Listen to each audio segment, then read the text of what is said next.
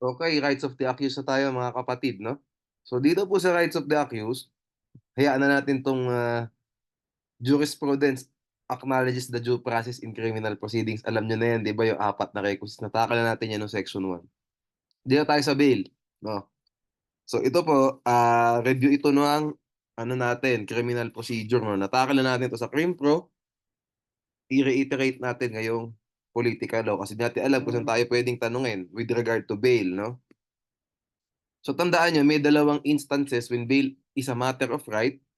May dalawang instances when bail is a matter of discretion. As a matter of discretion pala, as, hindi is, okay? At lastly, may dalawang scenarios kung saan bail must be denied. Okay, doon muna tayo sa bail as a matter of right from the top of my head na lang. Before or after the conviction by the first level courts. So sabihin natin na convict tayo for a BP22 case, no? Bail is a matter of right pa rin kahit na nasa RTC na yung kaso. By the way, ito po pala, correlate lang natin sa section na sa rule 114 sa Rules of Court section 1. Bail shall be effective and binding, no? From the first level courts up to the promulgation of judgment by the RTC. So sabihin natin, nag-post ka ng bail sa MTC level. Okay, ang kaso mo is less serious physical injuries, MTC yan.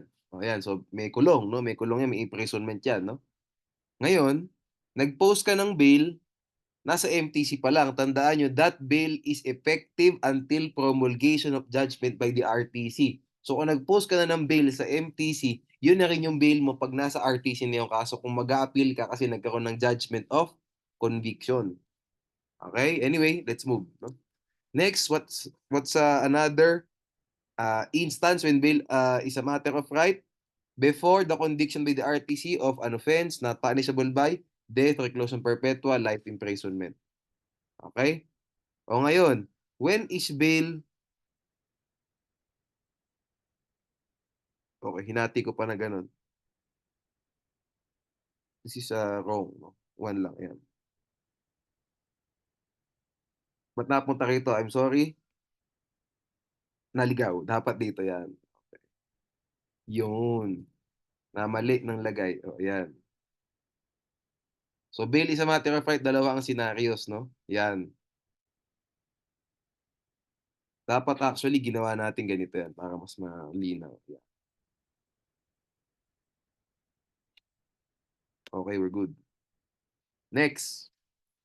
When is bail a matter of discretion? After conviction by the RTC of an offense not punishable by death, reclusion perpetua, life imprisonment. After.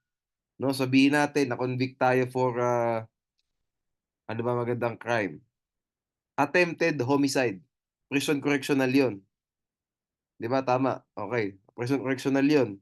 Na-convict tayo ng RTC. Bail is a matter of discretion pa rin. Pwede pa rin tayo mag-granta ng bail. Depende po sa kagustuhan ng korte. Okay, next instance is before conviction by the RTC of an offense punishable by death, reclusion perpetua, life imprisonment, but the evidence of guilt is not strong. Ito po, ano, kinuha ko to sa ano natin, sa criminal procedure reviewer, this is a case, no? Kapag sabihin natin ang crime, ano ba crime? Sabihin natin ang crime mo is murder, rape, ano pa, parricide, infanticide. O, alam naman natin na ang crime dyan, RP, reclusion perpetua, di ba? O ngayon, magkakaroon po ng bail hearing dyan. In the bail hearing, no, siyempre, mandatory yan, hindi pwedeng walang bail hearing. Sa bail hearing po, i-determine, basically parang ano rin yan, presentation of evidence din. Ipapakita ng prosecution ng evidence niya, ipapakita ng defense ang evidence niya. No, kung gusto magpakita ng defense, kung gusto magpakita ng accused. Based on that evidence, i-determine po ng court, no, basically parang preliminary, if evidence of guilt is strong or not strong. If evidence of guilt is not strong, bail becomes a matter of discretion. Okay? However, if evidence of guilt is strong, pupunta tayo sa next discussion natin mamaya. Okay. So ito po, no? The name of the case is People versus Tanis. People versus Tanis. and People versus Escobar. Sa Tanis na lang tayo mas bago. Ilalagay ko lang, ikaka-copy paste ko dito. Okay. When must bail be denied? Before conviction by the RTC of an offense punishable by death, reclusion perpetua, or life imprisonment, when the evidence of guilt is strong. I-deny mo siya. Sabihin natin, mas nangibabaw sa bail hearing, mas nangibabaw yung ebidensya ng prosecution kumpara sa accused. Evidence of guilt is strong. Bail must be denied in that scenario. Hindi po siya discretion. Okay? Next is, kulang to, may pangatlo dapat. Dapat before or after to. Tapos itong isa,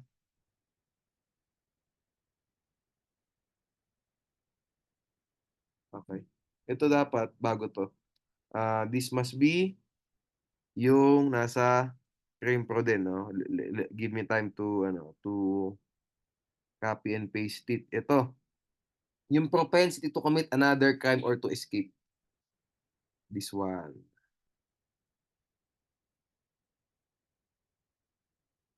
So, napansin ko guys, no, marami pong maraming pinakamaraming correlation, maraming pagsali. Alam niyo parang nag-combine yung dalawang topics, karamihan remedial law saka political law. Yun lang napansin ko, no, based sa mga discussions na ginagawa ko ngayon. Puro laging kino-correlate ko, pwedeng matanong to sa ganon, pwede itong matanong sa ganyan. So, yun. Based on my based on my analysis, ito po remedial law at saka remedial law saka political law.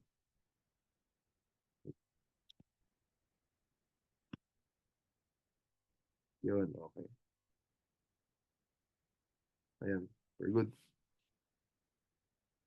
Before or after conviction by the RTC of an offense punishable by death, reclusion perpetua, or life imprisonment when the evidence of guilt is strong. O before conviction, paano magkakaroon ng evidence of guilt is strong? Sa bail hearing, magkakaalaman tayo. Paano naman kapag after conviction by the RTC of an offense punishable by death, reclusion perpetua, or life imprisonment? Paano magkakaroon ng evidence of guilt is strong? Eh, then na-convict. Di ba? Murder. Sabi natin RTC. O, murder ang kaso mo. Convicted ka, murder. Hindi binabato homicide. Murder talaga. Hindi ka pwede mag-bail pag nag-appeal ka to the Court of Appeals. Kulong ka talaga dyan. Robbery with homicide. Rape. Qualified rape. No? Kidnapping with homicide. Mga ganyan, no? You get the point. Excuse me. Okay. Titingnan ko lang din kung tama yun dito sa ano ko. Okay, tama naman yun nandito sa ano ko. Ito, People versus Escobar. Okay, we're good. Dadagdag ko na di Escobar na yun. Dagdag natin. Excuse me. Okay, let's go. Propensity to commit another crime or to escape. Paano pong nangyayari ito? After conviction by the RTC. Okay? After conviction ito by the RTC and ang scenario po is the crime is not punishable by reclusion perpetua, life imprisonment, death. But the imprisonment exceeds 6 years. After conviction by the RTC of, dito of, after conviction by the RTC, where the penalty of imprisonment exceeds 6 years, but not death, reclusion perpetua, but maybe that simple pa ako doon, perpetua or life imprisonment. Para mas klaro. Ano po senaryo na to? Nakalagay dyan, di ba? If the penalty imposed by the regional trial court, nilagay ko na lang ng regional kasi yung sa rules of court, hindi nilagay na regional trial court eh. Eh kasi paano namang hindi magiging RTC guys? Exceeding 6 years ng imprisonment. Ano power ng MTC to do that? None. Di ba? Hanggang 6 years lang siya max. So nakalagay po dito, if the penalty imposed by the regional trial court dapat is imprisonment exceeding 6 years. Pero tandaan natin, dapat hindi po ito death, reclusion perpetua, or life imprisonment. Why? Kasi pag death, reclusion perpetua, life imprisonment yan, automatic yung conviction, evidence of guilt is strong. Matic, ano na agad yan? What do you call this? Ito pala dapat sa babayan. Matic denied na yan, di ba? Sana nagiget nyo. So, ibig po sabihin nito, lay ko lang dito context, no? Ayan. Tanggalin ko na itong open close ito para di nakakalito. Ayan. Context. After conviction by the RTC, where the penalty of imprisonment exceeds 6 years, but not death, reclusion perpetua, or life imprisonment. So ano to? Prison mayor, guys, saka reclusion temporal. Di ba? Pero di ko na nilagay yun kasi nga syempre mayroon din tayong special penal law. Sa special penal laws, kadalasan dyan, hindi naman yung nomenclature sa revised penal code ang gamit eh. 10 to 12 years, mga ganun ang dialogue dyan, di ba? 6 to 8, mga ganun. No? So, hindi ko na lang ginawang ganun. Okay, tandaan nyo, ang context po nitong under section 5, rule 114 is, ayan, para magamit to, no, tandaan nyo, kapag after conviction by the RTC, tapos ang penalty is death and so on, denied agad, matik. Kasi evidence of guilt is strong. So ito po, mas mababa. Sige, anyway. And, upon showing by the prosecution of the following in similar circumstances, pakibasa na lang to. Yung pong,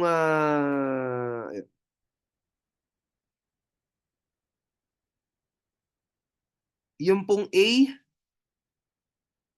C, at saka E, ito po yung propensity to commit another crime. Yung pong B at saka yung D, ito po yung propensity to escape.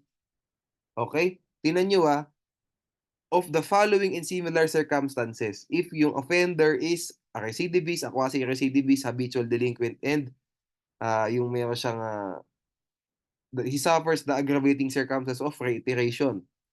In this case po, may propensity ka to commit another crime kasi pangalawa mo na yan eh. Or more. Di ba? Pag habitual delinquent, third time or oftener. Next, parole. Commission of the offense while on parole, conditional pardon or probation. Eh di malamang, pangalawa mo na rin.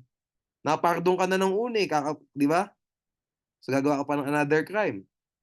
Next, unjurious that he may commit another crime during the pendency of the appeal. Obviously, propensity to commit another crime yan. O doon tayo sa propensity to escape. Previously escaped from legal confinement, evaded sentence, violated conditions of bail. O di yun na nga yan, propensity to escape, di ba? Next is, circumstances indicate a probability of flight if released. O di propensity to escape din. So tatlo po dyan about committing another crime, dalawa dyan about escaping. Okay? What if the prosecution failed to present the following circumstances? Then bail becomes a matter of discretion. Bakit? Correlate na natin. Tatlo yung magkakarelate na yan eh. Eto guys, kasi after conviction yan, di ba? Eto, after conviction by the RTC of an offense not punishable by death, reclusion perpetua, or life imprisonment. Okay. Hindi related to. Kasi before yan eh. Di ba? Ito may conviction na sa scenario natin na to. Next, nakaka-relate yan is ito. After conviction by the RTC of an offense punishable by death, reclusion perpetua, life imprisonment, evidence of guilt is strong. Next, nakaka-relate yan is, ito na nga, yung propensity na to. So, ikumpleto natin to. What if the prosecution failed to present the following circumstances and the penalty is reclusion temporal? Okay. What's the result? Bail becomes a matter of discretion. Why? Because the application for bail would be filed after conviction by the RTC and the penalty is not death, reclusion perpetua, or life imprisonment. Hindi ko na ilalagay ito sa baba na to. Okay tayo. Yan. Because the application for bail would be filed after conviction by the RTC and the penalty is not, di ba? Thus, no?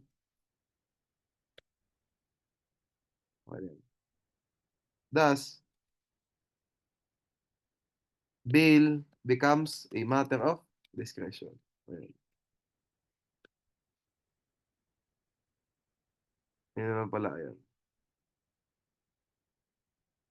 Ayan. Hindi natin ulitin. Okay. We're good there.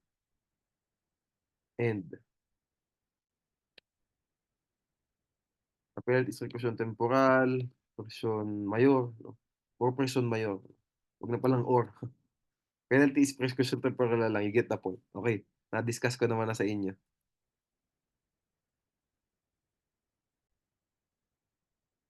Okay.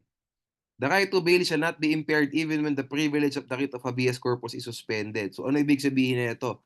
'Pag kasi review lang tayo sa Consti 1, 'di ba sinuspend ang privilege of the writ of habeas corpus, saan lang po connected 'to? 'Di ba kapag the crime is directly connected to the invasion or rebellion, 'di ba? Kasi yung dalawa na yan ang grounds, 'di ba, for the suspension of the privilege of the writ of habeas corpus, 'di ba? So sabihin natin, ano ba? Sabihin natin the crime is theft, directly connected siya to the invasion. Theft is bailable. Tanong, yung bang tao na yan, can he post bail? Yes. Kahit na directly connected to invasion yung ginawa niya. Okay? It's just that yung privilege of the writ of habeas corpus, hindi pa natin yung legality basically. The legality of the detention, the legality of the arrest, the legality of the deprivation of liberty, hindi pa natin siya madedetermine. Okay, so how does this happen? Ayan. President Z suspended the privilege of writ of habeas corpus due to the supposed rebellion in the Philippines. Mr. A was arrested for rebellion. Allegedly, Mr. A is one of the low-ranking members of the rebel group and the penalty prescribed by law for the crime is reclusion temporal. Pag mababa lang yung rango mo sa rebellion, no? Bailable offense siya. Bailable crime, no? His counsel applied for bail. Should a bail be granted? Yes. Under the Constitution, right to bail shall not be impaired even when the privilege of the writ of habeas corpus is suspended. Further, bail is a matter of right before conviction for a crime with a prescribed penalty that is not reclusion tempora, a perpetual life imprisonment or death. So, the application for bail must be granted since the penalty prescribed by law for the crime was only reclusion temporary. We're good there. Let's go. Excessive bail shall not be required. Why? Because if the bail is excessive, that is already tantamount to denial of the right to bail. Okay? Tandaan nyo rin, hearing is always necessary for application of bail, whether as a matter of right or as a matter of discretion. Why? Bakit po, bakit po bail is a matter of right, ba't kailangan pa rin ng hearing? Kasi kailangan natin i-determine sa hearing magkano yung amount of bail. Diba, hindi lang naman denial or grant ng bail yung igagawin mo sa hearing, eh, pati yung amount, no? So even if ang crime mo is less serious physical injury, so bail is a matter of right, maghi-hearing pa rin tayo bago tayo mag-post ng bail. Okay? Kaya nga ang hirap kapag Biyernes ng gabi na huli. 'Di ba? Kasi wala naman pong courts ng Sabado at saka Linggo. Eh kailangan mo ng hearing bago ka mag-post ng bail. Anong mangyayari? Makukulong ka talaga ng Sabado at Linggo sa city jail o sa municipal jail kasi nga kailangan ng bail hearing. O ayan. Pakibasa na lang 'to, no, yung bail sa deportation proceedings at saka sa extradition proceedings. Okay? Presumption of innocence, another right by the of the accused, no? Presumption of innocence must be overcome by proof beyond reasonable doubt. So ano po ang usual na itatanong sa atin dito? Unang-una, presumption of innocence compared to or versus presumption of regularity of performance of duty by the police officers. The next is presumption of innocence at saka prima facie evidence. Okay? Ito, mas feel ko matatanong tayo sa prima facie evidence saka presumption of innocence kasi nga sa hazing. Ano ba sabi sa hazing, sa bagong Hazing Act, no?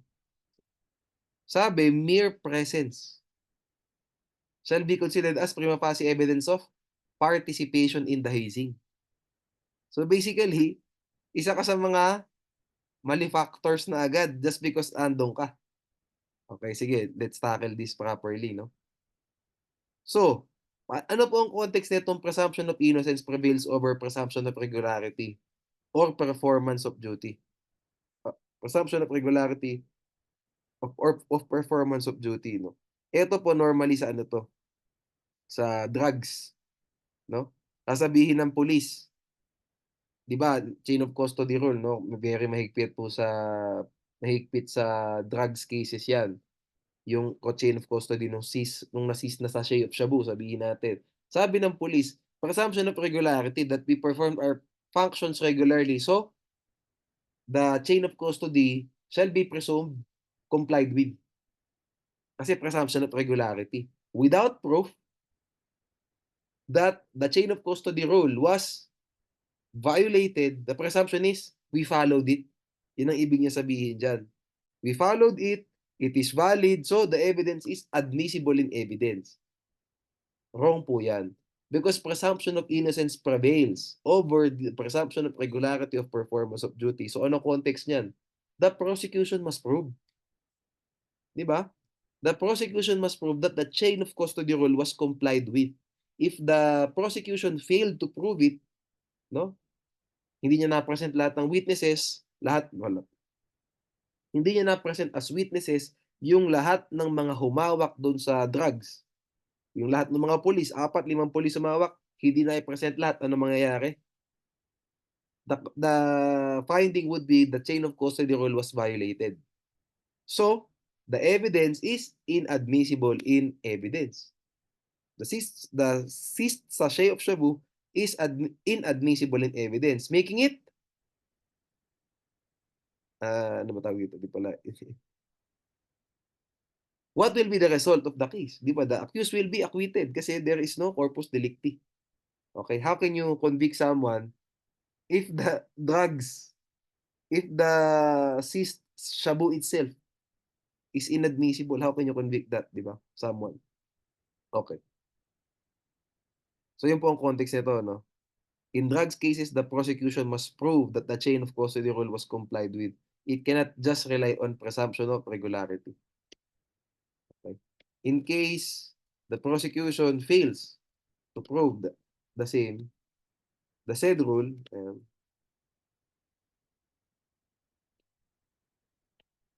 the seized drugs, no, would be inadmissible in evidence. Since the chain of custody rule was not complied with. Where you get the point. Next tayo.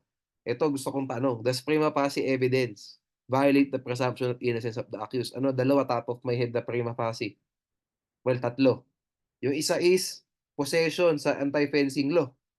If you possess an object that is if you possess things that are proceeds of theft or robbery, may presumption, may prima facie evidence, di ba? Violation ng yung anti-fencing law. Ano pa? Sa malversation, di ba? Failure to account. Yung failure to account, ano sa barito? Nasa later on yun, sa bill of attainder. Anyway, later. Basta yung pa isa sa malversation, no? Failure to account shall be considered as prima facie evidence of misappropriation if the accountable officer cannot account for the money in his control, money in his public funds in his custody. Okay, next is hazing nga, mere presence, prima facie evidence of participation in the hazing. So, patay tayo dyan, may conviction agad dahil andong pa lang. Okay, so in these scenarios, no, in these cases, na-violate po ba yung presumption of innocence ng accused dahil sa prima facie evidence? No. Ito ang mga dahilan.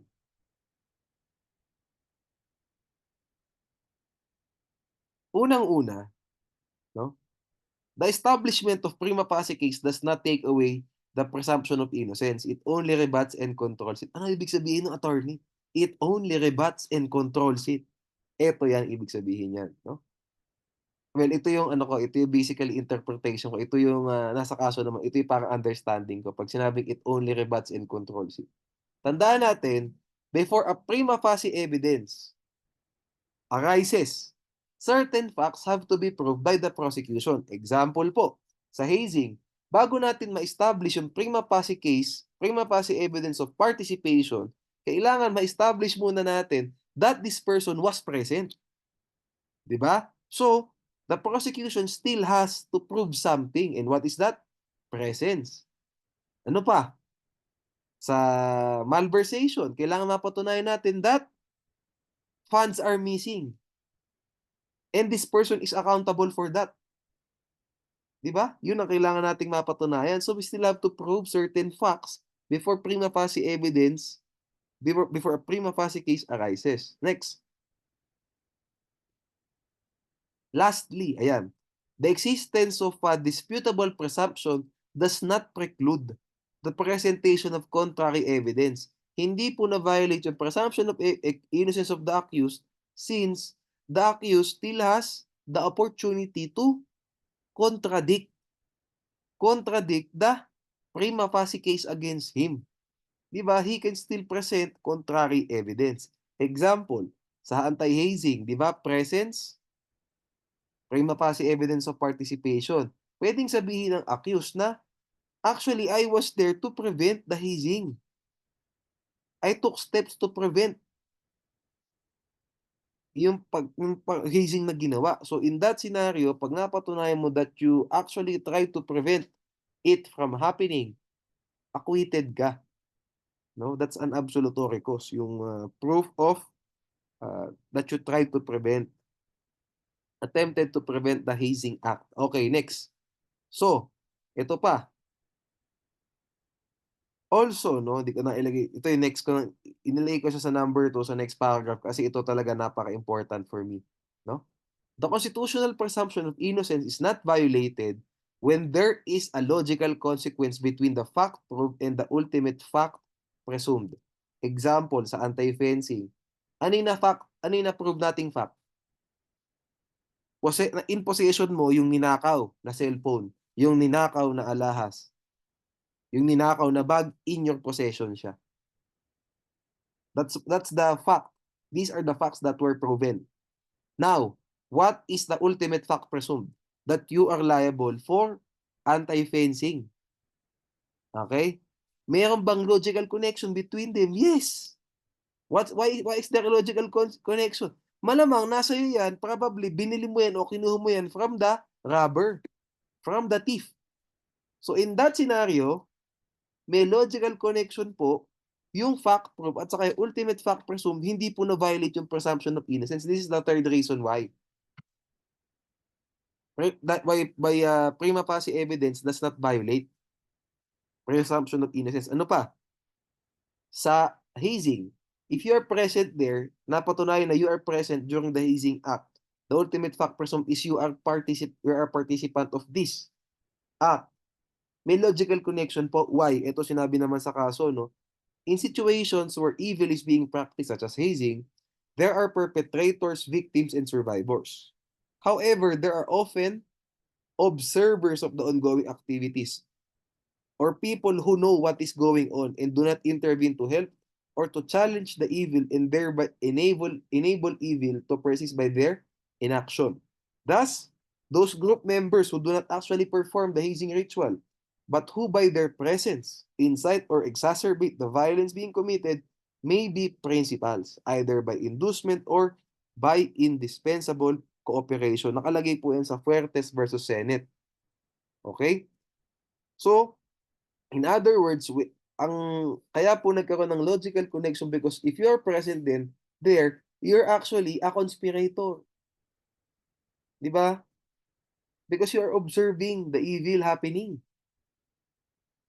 Okay?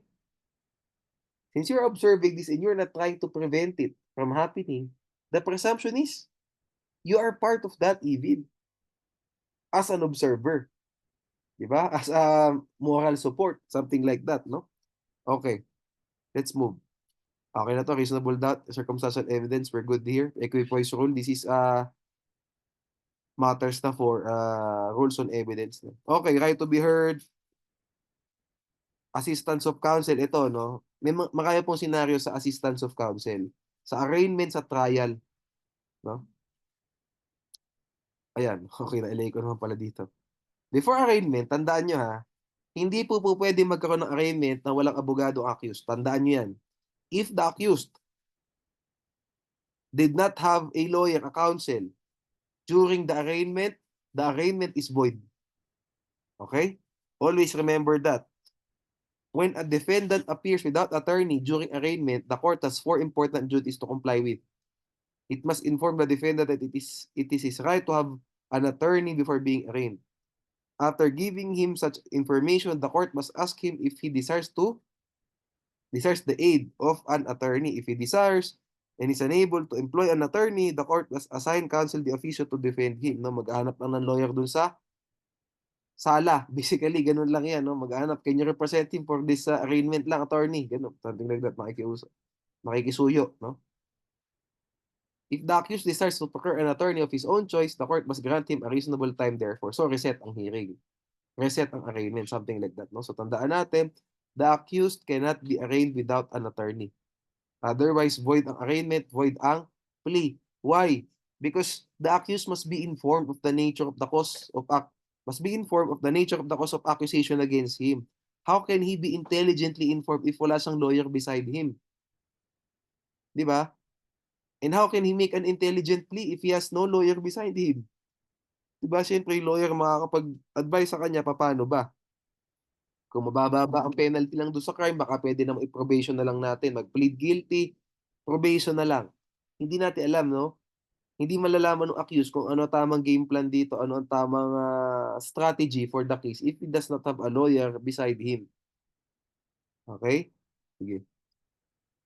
O baka murder na, tapos mag-plead ka ng guilty. Murder. Di ba? Kailangan alam natin, di ba? Alam nyo naman yan, di ba? Pag nag-plea of guilty to a capital offense, ano yung tatlong duties ng court? Ayan, ako nakalimutan na. Una is, magko-conduct ng searching inquiry. Okay. Next, sige. Kunwari, kausap ko kayo. O next, na kailangan gawin. The prosecution must still prove that the accused is guilty beyond reasonable doubt. And number three, the court must ask, di ba? Must provide the accused of an opportunity to still present evidence in his own behalf. Yan ang tatlong duties niya. If one of those absent, ano mangyayari? Acquitted, di ba? Halimbawa, di napatunayan nung malam acquitted dyan. Kasi halimbawa, hindi napatunayan ng prosecution. Yung evidence, di napatunayan beyond reasonable doubt na guilty accused. Kahit na nag-plead ng guilty and for murder, acquitted pa rin. Hindi mo kayang patunayan eh. Something like that. Okay? Balikan nyo na lang yung discussion ko sa remedial. Tingnan nyo, baka nakalimutan nyo na. Tinatanong lagi sa bar yan. Why? Kasi lagi nangyayari in real life. Di ba? O huling-huli ka na, mag-plead guilty ka na lang. Ang hirap, di natin alam kung ano yung penalty. Ano yung crime? Homicide ba o murder? Pag homicide, sige. Kasi hindi ala yung duties na ganyan. Discretionary lang po ang presentation of evidence. Paano kung murder, parricide, rape, kidnapping with homicide, robbery with homicide? Paano pag ganyan? Carnapping with homicide. Diba? Okay, we're good. During trial, the right to counsel is also not waivable. The right to counsel during the trial is not subject to waiver except is not waivable as a general rule. Okay. May exception nga eh. Except if the accused is allowed by the court to defend himself. Why? The accused is a lawyer. He can defend himself. Pwedeng ganun. Baka siya naman ang pinakamagaling na criminal lawyer sa Pilipinas and he has to defend himself. Okay? Delete na to. Hindi na kailangan. Okay. Move tayo. Right to be informed of the nature and cause of accusation against him, no? Accused cannot be waived the right to be informed. No? Hindi pwede. Due process din kasi yan. Ito yan, ano po ang context nito, no? Kailan ba lagi na-i-invoke sa criminal procedure yung right to be informed of the nature of the cause of accusation against him? If the facts charged do not constitute an offense, asan yan? Rule 117. Yan yung unang ground, di ba, sa motion to quash. The facts charged do not constitute an offense if my memory serves me right. Yan nga ba yung una o yung jurisdiction over the offense charge? Anyway, basta ground yan. Okay? Na-invoke po normally yung right to be informed of the nature of the cause of accusation against him if hindi kompleto elements. If the elements of the crime, elements of the charge were not properly alleged by the prosecution. No? Okay, saan pa? Sa aggravating circumstance, sabihin natin, ang nakalagay sa information, elements lang ng rape. Pero napatunayan during trial that may napatunayan yung dalawang elements na to. The elements of relationship and minority. Under 18 pala yung victim and at the same time, yun ang rape sa kanya, stepfather niya. pero hindi po na-i-allege sa information that this person is a minor, the victim is a minor, and the malefactor, the offender is his stepfather, is her stepfather. What will be the crime? Kung mako-convict man yung accused, what will be the crime that he will be convicted for?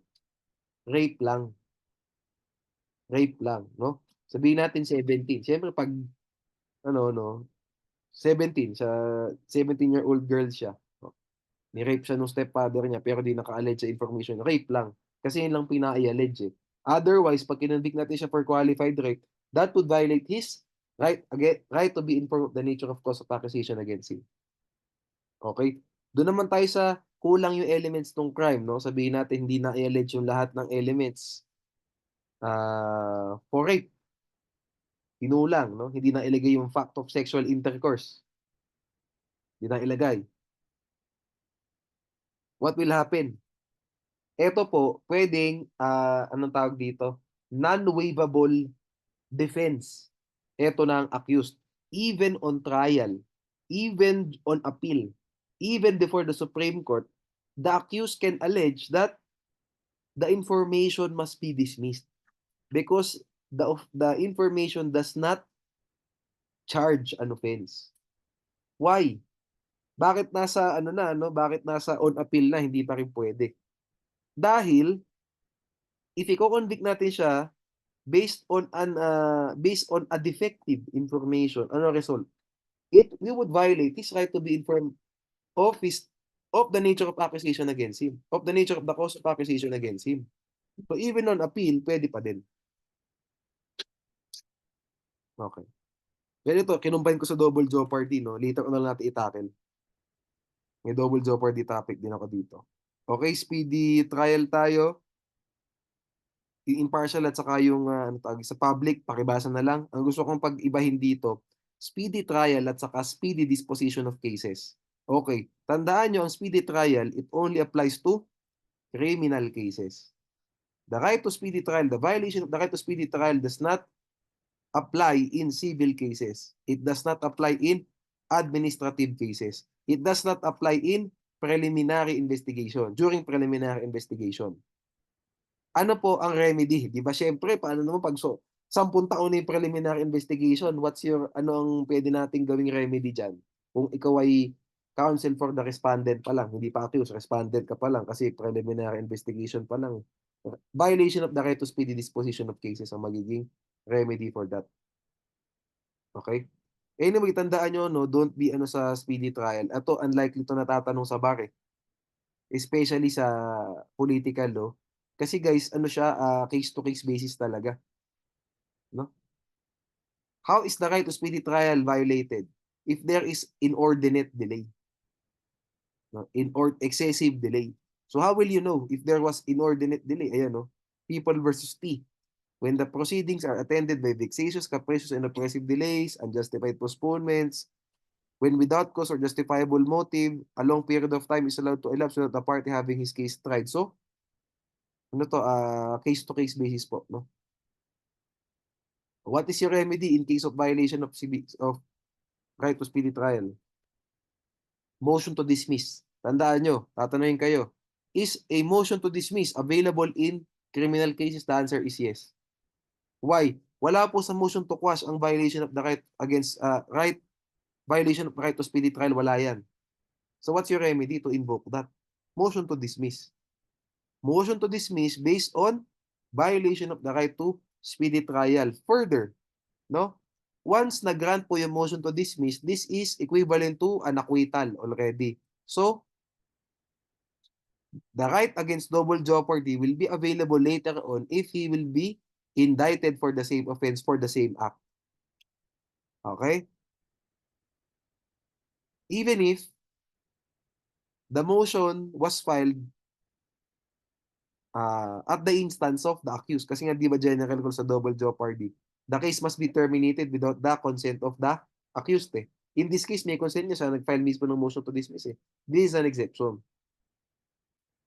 Even if it was filed, the motion was filed and was granted with the consent of the accused, The right against double jeopardy will still be applicable later on when a new information will be filed against him for the same offense based on the same act, something like that. Okay. Okay, asan ba yung right to confrontation, pakibasa na lang din. Compulsory process, pakibasa na lang din po kasi this is a topic for remedial law, yung subpoena ad testificandum at saka subpoena ducis tecum. By the way, no, before pala I move, sige. Sabihin natin itong tao na to, gusto mo mag-produce siya ng documents. We want the documents in your custody, you need to testify before the court. Ano yung subpoena na i-issue ng court? Tandaan nyo, dapat dalawa. Subpoena ad testificantum and subpoena ducis tecum.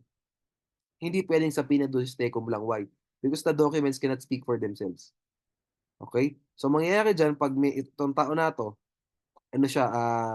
custodian ng documents, isasama natin siya sa court. Dalawa subpoena na i-grant dapat sa'yo. Ducis tecum for her or him to produce the documents and for him or her to authenticate, to identify these documents. Okay, sige. We're good. Trial in absentia, natakal natin sa remedial law to, what are the three requisites?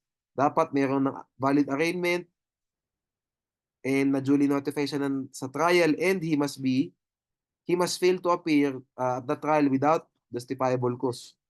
Okay, so tatlo. Ano yung pinaka-important na requisite dyan? Arraignment. Tandaan nyo, if the accused was not arraigned tapos tumakas siya, hindi po magpo-proceed ang kaso. Ma-archive po yan. Tandaan nyo. Hindi po pwede mag-proceed ang trial hanggat hindi siya na-arraign. Kahit wala siya dyan, kahit nagtago. If there was no arraignment, there is no, the proceedings will not continue. It will be archived. Maano na lang yan, tutuloy na lang ulit pag na-arraign na siya. O paano pag na-arraign na siya tapos bigla siyang nagtago? Wala na. Magkakaroon na ng trial in absentia dyan. Okay, kasi he will be duly notified by the trial, di ba? By the trial dates, by the pre-trial dates, manonotify siya. Tapos, unjustified naman yung absence niya, trial in absentia. Okay? Does trial in absentia violate the presumption of innocence? No. Why? Bakit hindi na-violate yung presumption of innocence? Because, despite there being a trial in absentia, di ba, the judgment may not necessarily result in conviction. Why? Because the prosecution may not be able to prove the crime, di ba? The prosecution may not be able to prove all the elements of the crime. So, hindi po na-violate yung presumption of innocence. Okay?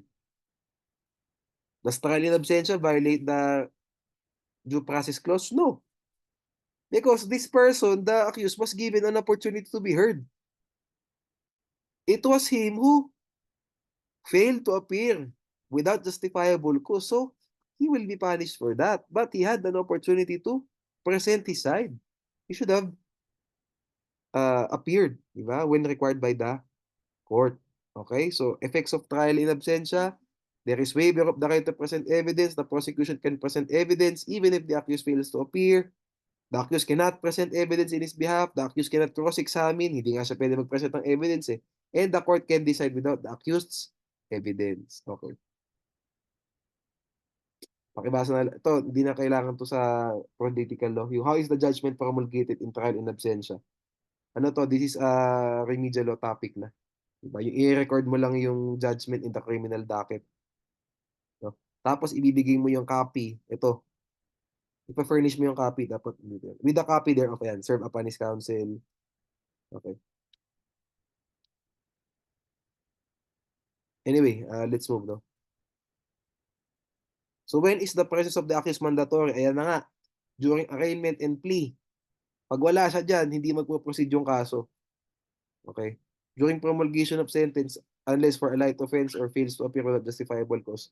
Again, go back na lang po sa discussion ko sa remedial law kasi mas doon na siya doon na siya mas relevant, no? Yung sa promulgation of judgment, no? How is a judgment promulgated in trial in absentia? Tapos yan.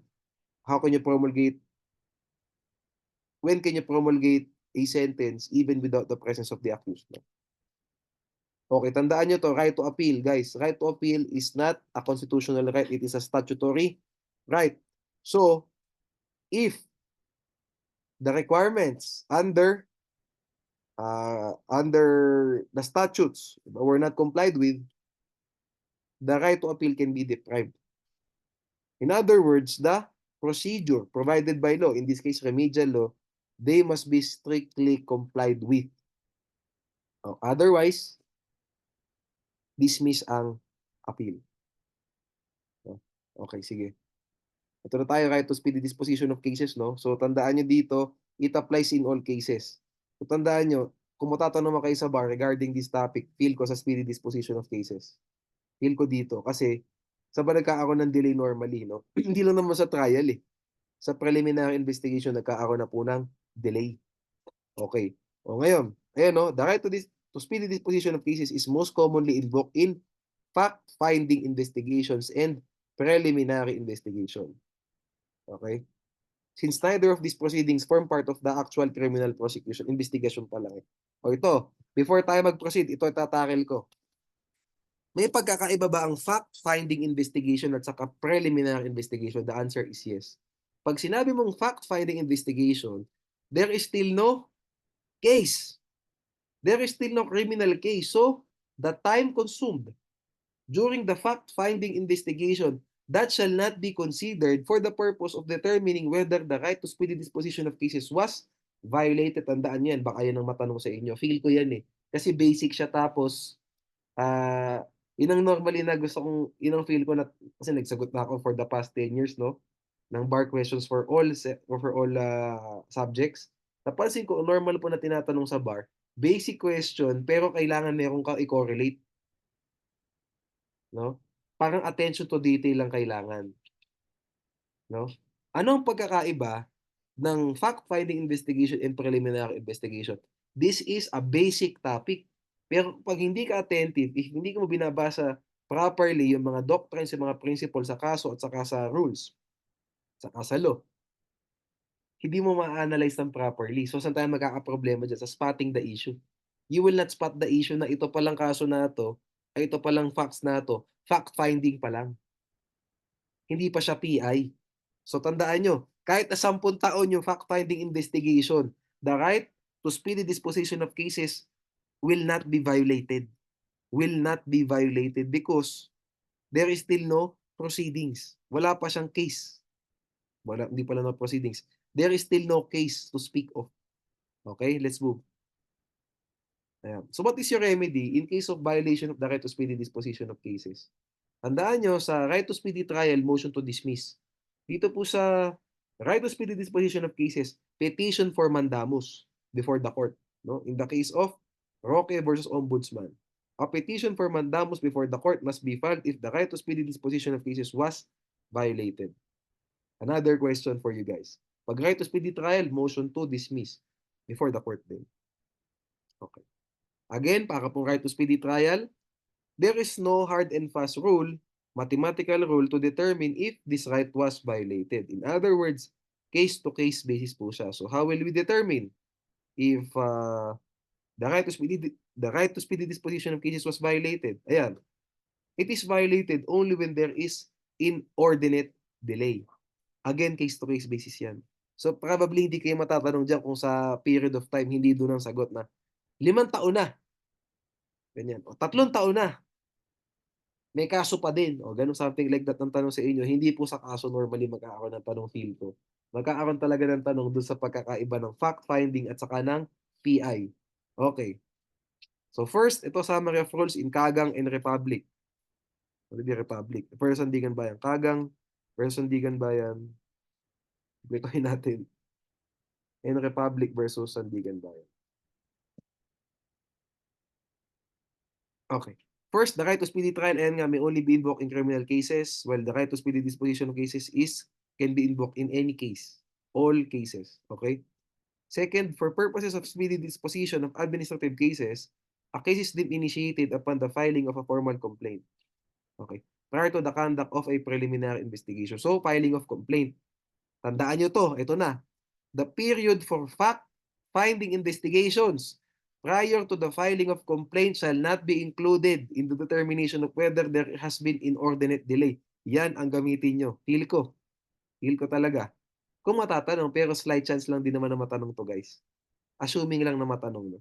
Why? Because the investigations are not yet adversarial against the accused during a fact-finding investigation. Next, third, courts must first determine which party carries the burden of proof. To determine any burden of proof? Burden of proof na na-violate na yung right. Ganito yan. Sabihin natin, nag-exceed na yung time. 1 year ang time, 1.5 years na, mayroon pa ring preliminary investigation. Who has the burden of proof in that scenario who has the burden of proof in that scenario? The prosecution. The prosecution has the burden of proof to show that the right to speedy disposition of cases was not violated. Kasi lumagpas ka na dun sa period provided by the rules, by the law. O ngayon, paano pag within pa rin? 9 months in pa lang. Tapos, ini-invoke na nung accused yung right to speedy disposition of cases niya. Who has the burden of proof that there was inordinate delay? The accused. Ay, the respondent pala. Hindi pala the accused, the respondent. So, ganun yan. If the right is invoked within the given time periods, the defense has the burden of proof that the right was justifiably invoked. Actually, mas maganda pala sabihin niya, the defense has the burden of proving that the right was violated. Dagdagan ko na lang, no? Or was violated. Okay. If the delay occurs beyond the given time period, the prosecution has the burden of proving that the delay was justified. Or was not violated. Or the right was not violated. You get the point, no? Pag lumagpas, patunayan ng prosecution na hindi siya violation. Pag hindi pa lumalagpas sa time period, ang magpapatunay po na dapat na violate ni right, yung respondent, yung defense. Okay? Pakibasa lang tong next na to. Okay. Last itong topic, no? Fifth, the right to speedy disposition of cases or the right to speedy trial must be timely raised. The respondent or the accused must file the appropriate motion upon the lapse of the statutory or procedural periods. Otherwise, they are deemed to have waived the right to speedy disposition of cases or right to speedy trial. No? So, subject to waiver po siya. Ano example, guys? Nagkaroon na ng conviction yung regional trial court, nag-appeal na. Yung accused. Example. Ito an example.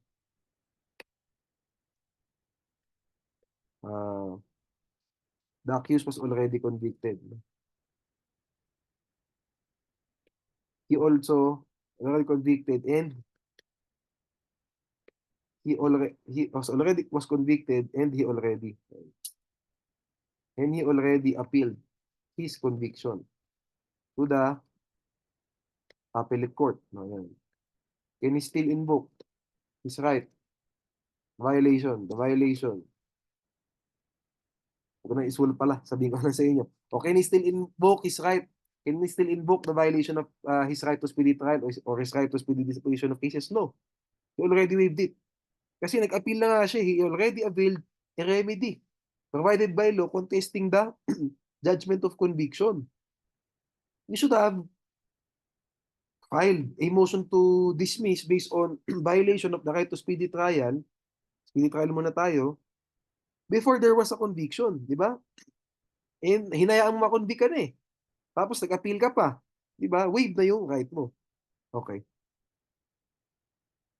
Couple more topics, no? Yeah. And tapos na po tayo sa Consi 2. Yung right against double jeopardy, tandaan nyo to, mahaba yung discussion ko dito, pero ito yung kailangan nyo maalala. There are 1, 2, 3, 4, 5. Meron lang po talagang 5 requisites. Ang right against double jeopardy, pinahaba ko lang siya para mas maging methodical. What are the first 3 requisites? Valid information, court of competent jurisdiction, valid arraignment and plea. Ito po yung how will the first jeopardy attach? How will the first jeopardy attach? Ito yan. Court of competent jurisdiction, valid information, valid arraignment and plea. How will the first jeopardy be terminated? Ito yan. The accused has been acquitted, convicted, or the case was dismissed or terminated without his consent. Mayroong exceptions yan, di ba? The exceptions are, yan nga, filing a motion for demurrer to evidence. Tapos nag-grant yung motion. Ano pa? Motion for leave pala. Motion for leave of court Motion for the to file demurrer to evidence. So, yun pala. Saka yung motion to dismiss based on violation of right to speedy trial. May isa pa yung motion to dismiss because the period provided for in provisional dismissal has already lapsed. Di ba pag ano yan, yung depende sa penalty, if may memory serves me right, okay, tingnan natin, no? I need to check that. Tatlo yung elements, tatlo yung ano na yan, tatlo yung exceptions na yun, no, na kahit na may consent ng accused, the first jeopardy will still be terminated. Una nga is yung demurrer, yung pangalawa is right to speedy trial, tapos I need to check the other one.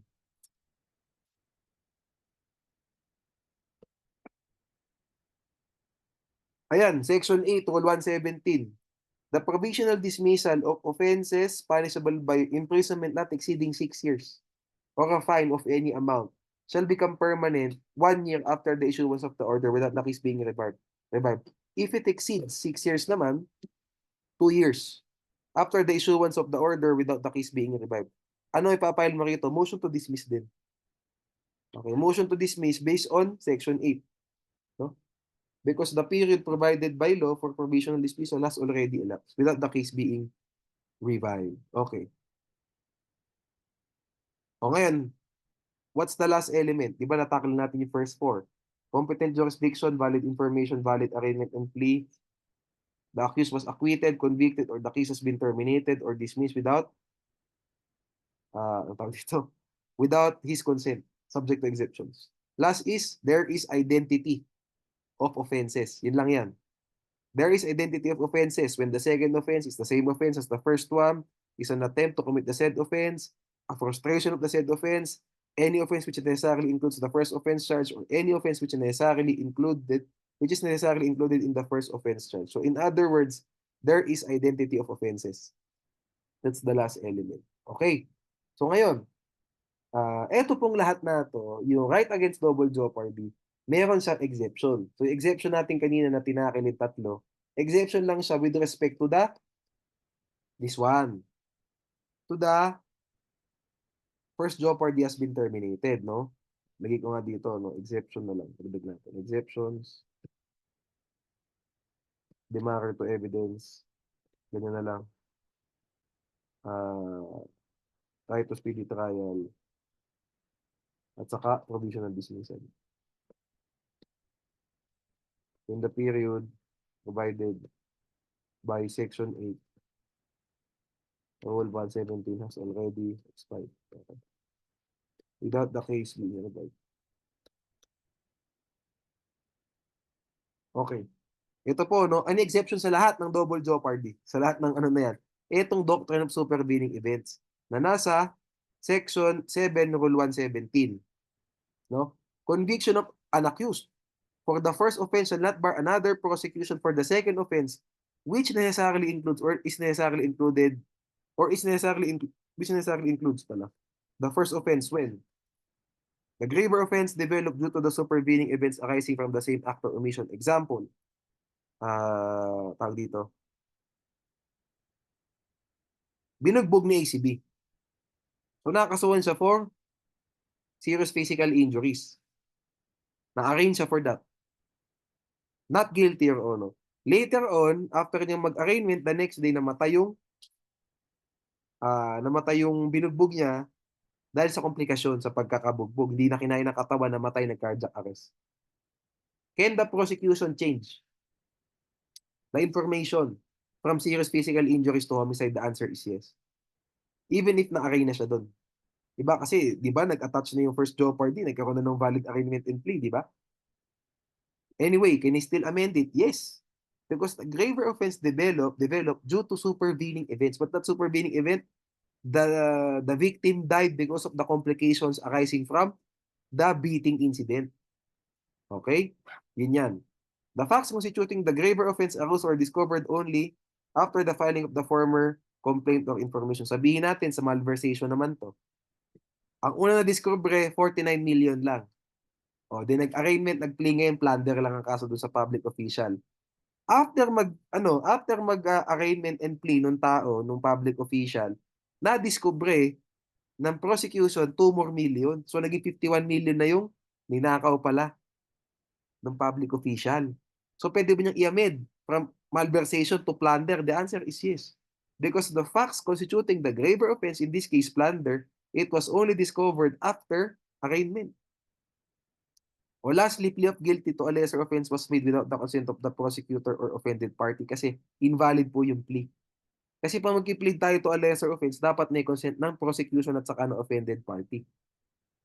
O paano pag ang nag-consent lang yung prosecutor, yung offended party hindi binigyan ng notice na may hearing pala tayo, may plea bargaining date, hindi binigyan, void yun. So kahit na nag-plead ka ng guilty to a lesser offense, pwede ka uling ma-charge ng no information. Kasi nga yung plea mo of guilty to a lesser offense nung unang crime, nung unang information, invalid yun. Magkakaroon ulit ng second information. Okay? Malamang preliminary investigation, walang double jeopardy, wala pa yung ano, wala pa yung first jeopardy. Okay na to. Okay, let's go to last topic natin, no? Ex post facto law and bill of attainder. This is the last topic for Constitu, no? After nito, maglo-law on public officers na ako. Sana magawa ko siya in one sitting. And then we're done na. No? We're done na for political law, commercial law na tayo. No? Guys, apologies pala for any delays na nagkaroon dito sa Consti, no? Well, it's my fault din kasi dapat I should have dapat nakita ko yung scenario na baka may mga hindi mag-lecture, 'di ba? So ang problem ko kasi, ang naging problem ko, I was expecting that everyone will uh, present, no? Will provide their lectures, provide their materials. Eh hindi nga nangyari 'yun. So ano nangyari? Siyempre ako nagpanic ako, 'di ba? Gagawin ko pa yung material tapos magle-lecture pa ako. Kaya nagkaroon ng delay kasi I should have siguro dapat, no, in hindsight, no, kung ibabalik ang nakaraan, okay. Or next year, no, sa 2025 bar, dapat ready na ako. Di ba? In case meron mag-back out, ready ako anytime. Ready materials ko, so anytime kaya ko mag-lecture. Ang hirap kasi ngayon nga, i-ready ko pa yung material, tapos mag-lecture. Kaya nagkaroon ng talaga ng delay. No? Anyway, thankfully natapos naman na, no? No? So yun, I apologize, no? Sa commercial law, di na kami magkakaroon ng delays dyan sa kasatax. Okay, we will make sure na mabibigay namin lahat within the time prescribed yung yung lectures and as planned first week of August tapos na dapat lahat ng lectures. We will do that, no? Actually plano na nga namin by July mag ano na eh, may start na kaming magbigay ng pre-week. Start na, hindi ko sinabing tapos na. Start na kami magbigay ng pre-week, no? So we will babawi kami. No? So, we apologize for any delays that happened. Especially isa pa sa ethics, no, di pa natapos. Another pa yun. No, dapat na foresee ko din na kasi yung ethics bagong-bago ngayon, di ba? Hindi naman na bago na lawyers oath, bago na yung canons natin, dapat na foresee ko na baka hindi makatapos yung iba. No, kasi nga bago eh. Di ba? Bago yung mga notes. So mahirap siya. So yun. Ilang naman ang fault ko ngayong bar season na to. No? I should have be more dito, more ready and more open to the fact na baka may hindi makatapos ng lectures nila. So I can, alam mo yun, kaya kong mag-sub anytime. Yun. Anyway, sige, let's go back to ex post facto law sa bill of attainder. So what is a bill of attainder? It is a law that inflicts punishment without trial. Wala naman ng ganito nowadays. No? So hindi naman ito natatanong. Anyway, kung matatanong man kayo dito, ito tanong. The RTC provides that the failure of an accountable public officer to account for public funds is a prima facie evidence of malversation. In other words, no? Bill of attainder ba ang prima facie case? Di ba, tatlo yung sinabi ko sa inyo, malversation, hazing, at saka sa anti-fencing. Can we consider this provision under the law? Under the revised penal code, under the anti-hazing law, under the anti-fencing law? Can we consider this as bills of attainder? The answer is no. Why? Because there is still a judicial trial.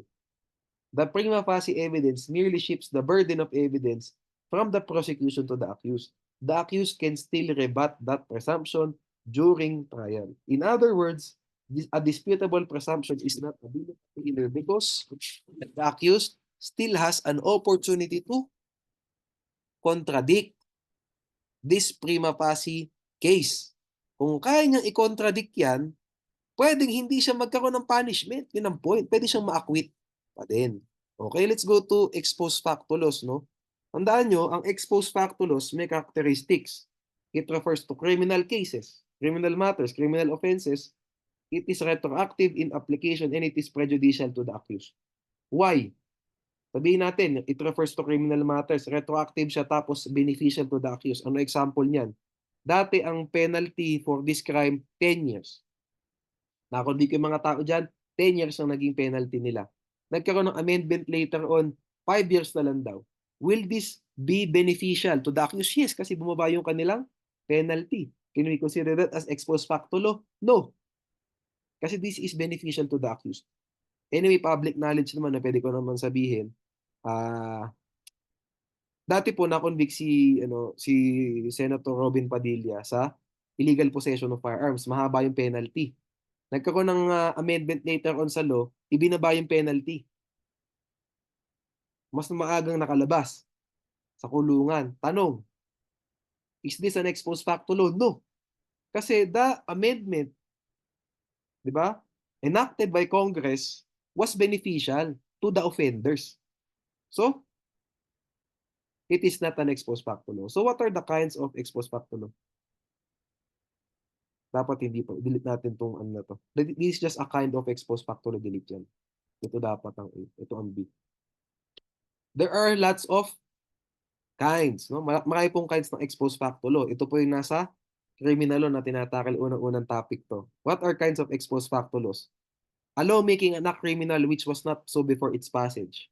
Law aggravating the penalty for a crime committed before its passage. Basically, sabihin natin, dati hindi naman criminal na mag-smoke outside. Mag-yosi outside sa public area. 2010. Tapos sabihin natin, 2017 nagpasa ng law saying that smoking in public places already a crime. Tapos nakalagay doon sa law na yan, those who smoke previous to the enactment of this, previous to the passage of this law, in public places shall also be punishable. Shall also be punished by law. So in other words, yung mga nag-smoke in public places before the passage of this law will also be prosecuted for the violation of this law. Diba? So ano yan? Characteristics niya. Criminal matter siya, diba? Yes. It is retroactive in application. Yes, kasi this will apply to commission of smoking in public places even before this law was passed. Is it prejudicial to the accused? Yes. Because before it was not a penal, it was not a punishable act. Now it will become punishable. And I will be punished even though I committed it before the enactment of this law, making it an ex post facto law. It is an unconstitutional law. Basically, maging unconstitutional dyan, yung provision lang with respect to the retroactive application. But the law itself, the whole law itself, hindi po siya magiging unconstitutional kasi valid naman siya. Actually, valid siyang exercise of police power, di ba? What's the lawful subject in this case? Public health and public welfare, no? We need to maintain the cleanliness of our environment. Siyempre, pag nag-smoke sa public, itatapon sa public yung yosi. Cleanliness will be, the environment will not be clean. Okay? Ngayon, lawful means man, yes. No? This measure, no? Penalizing those who smoke in public. This is reasonably necessary to accomplish our objective, which is to maintain the cleanliness of our environment and public health. Diba? Kasi second-hand smoke is actually the more dangerous than first-hand smoke, diba? Okay, you get the point. And it is not